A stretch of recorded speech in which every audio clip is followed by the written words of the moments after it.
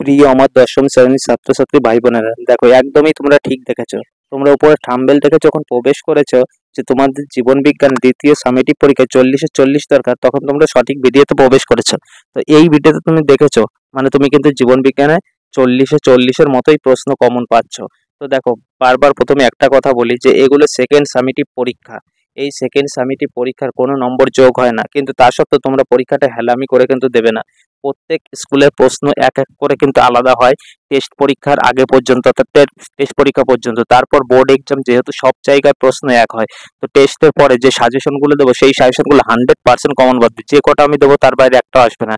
কিন্তু এই টেস্টের আগে এক একটা স্কুলে এক এক রকম। তো তুমি দেখে যাও, সাধারণত এই প্রশ্নগুলো করলে এইখান থেকে তুমি বেশ খানিকটা কমন পেতে পারো। তো যারা সম্পূর্ণ হুবহু যে এই সাজেশনটা পুরো পাওয়ার আশা করছো, তারা কিন্তু দেখো না, কারণ এইখানে কিন্তু সম্পূর্ণ হুবহু এখনো কিন্তু কমন বাঁধবে না।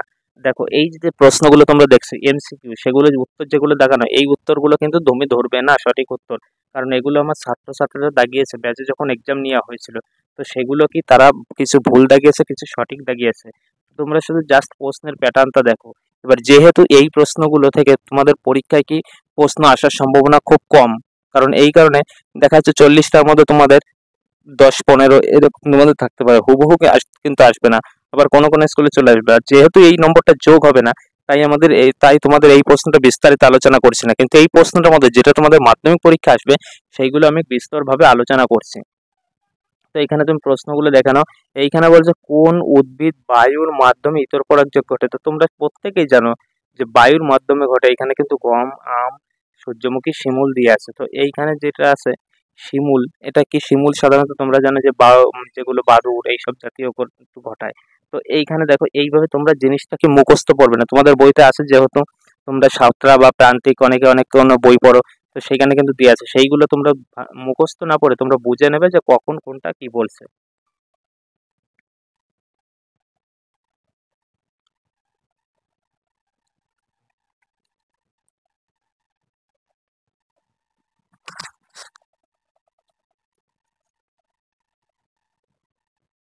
দেখো, তোমরা প্রশ্নগুলো দেখে নাও।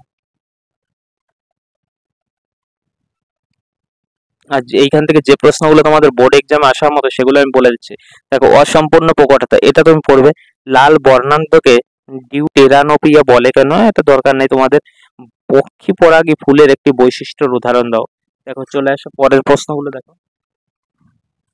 দেখো, তারপরে সম্পর্ক অনুযায়ী দেখো, তোমাদের মাধ্যমিক পরীক্ষা ঠিক এই প্যাটার্ন একটা থাকবে, কি এখানে বুলবিল চুপড়ি আলু সমানুপাতির জন্য খর্বদাবক। তার মানে এটা কি বলতে চাইছে, এটা কিন্তু অনেকে বুঝে উঠতে পারে না। তোমরা জানো যে বুলবিল দেখা যায় কোথায়, এইভাবে পড়েছে, কিন্তু এইভাবে থাকলে তোমাদের পারো নাকি। এটা কি বলছে, বুলবিল ইস্তি চুপড়ি আলু, তার মানে প্রথমে যেটা বুলবিল, এই বুলবিলটা দেখা যায় কোন উদ্ভিদে, চুপড়ি আলু। ঠিক একইভাবে এইখানে যে খর্বধাবক, মানে প্রথমে আসছে, তার মানে এটা দেখা যায় কোথায়, খর্বধাবক। তোমরা জানো সবাই কি কচুরিপানাতে, যেগুলো কচুরিপানার নিচে দাড়ি জাতীয় বা ভেসে থাকে ফাঁপা যেটা থাকে, সেটাকে বলে খর্বধাবক। বুঝতেই পারছো, এইভাবে কিন্তু তোমরা প্রত্যেকে পড়ে নেবে। দেখো, প্রশ্নগুলো দেখো। তারপর দেখো, মাইক্রো প্রোপাগেশনের দুটি গুরুত্ব লেখো, খুব ভালো করে ভিভিআই এটা। তারপর দেখো, এইখান থেকে তোমরা পড়বে বংশগত রোগের ক্ষেত্রে জেনেটিক কাউন্সিলিং এর গুরুত্ব। তারপর হচ্ছে বংশগতি সংক্রান্ত নিম্নলিখিত শব্দ দুটি ব্যাখ্যা করে। প্রচ্ছন্ন বৈশিষ্ট্য অ্যালিল, আরেকটা প্রকট বৈশিষ্ট্য, এটা তোমরা পড়ে নেবে। তারপর থ্যালাসেমিয়া রোগের দুটি লক্ষণ লেখো। শিম্পাঞ্জিরা কিভাবে তাদের সমস্যা সমাধান করে, এটা লিখবে। সমস্ত সমবৃত্ত অঙ্গের মধ্যে দুটি পার্থক্য, খুব ভালো করে। প্রাকৃতিক নির্বাচন তত্ত্ব, তারপর হচ্ছে অঙ্গের ব্যবহার অব্যবহার, খুব ভিভিআই, খুব ভিভিআই এবারে পরীক্ষার জন্য। তারপর দেখো, এখানে পাস মার্কের যে প্রশ্ন হয়, তোমরা জানো প্রতিবারই পাস মার্কের প্রশ্নের মধ্যে খুব ভালো করে পড়বে আর একটা চিত্র আসে। তোমাদের মাধ্যমিক পরীক্ষায় কিছু না, পাস মার্কের যখন প্রশ্ন পড়বে তার মধ্যে একটা তুমি কমন পাচ্ছ চিত্র, একেবারে চোখ বুঝে। যারা না পড়বে তারা চিত্রটা একটুখানি আঁকলেই কিন্তু তোমরা পেয়ে যাবে। তো এইখানে সাধারণত কি বলছে, ফানের যৌনক্রম একটি শব্দের মাধ্যমে দেখাও। শব্দ চিত্রের মাধ্যমে সপুষ্পক উদ্ভিদের যৌন জ্বালন পদ্ধতি দেখাও। শিয়ন স্টক কি, এই শিয়ন আর স্টক কি তোমরা জানো, এটা হচ্ছে কলমের ক্ষেত্রে শিয়ন, যেটাকে বলে সায়ন।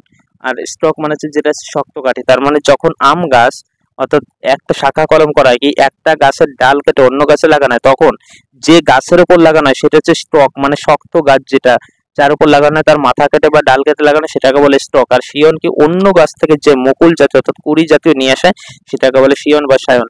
এইভাবে তোমরা একবার বুঝে নিয়ে পড়বে, মুখস্থ করতে যাবে না।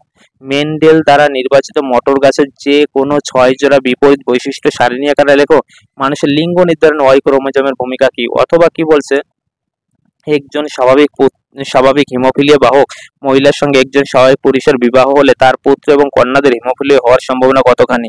তার চেকার বোর্ডের সাহায্যে দেখো। মেন্ডেলের সাফল্য লাভের দুটি কারণ খুব ভালো করে পড়বে। জীবনের জৈব রাসায়নিক উৎপত্তি সম্পর্কিত মিলার ও উডের পরীক্ষাটি সম্পর্কে আলোচনা করো। মরুভূমিতে বেঁচে থাকার জন্য ক্যাকটাসদের 3টি অভিযোজনগত বৈশিষ্ট্য লেখো। বিবর্তনের জীবাশ্মের গুরুত্ব আলোচনা করো।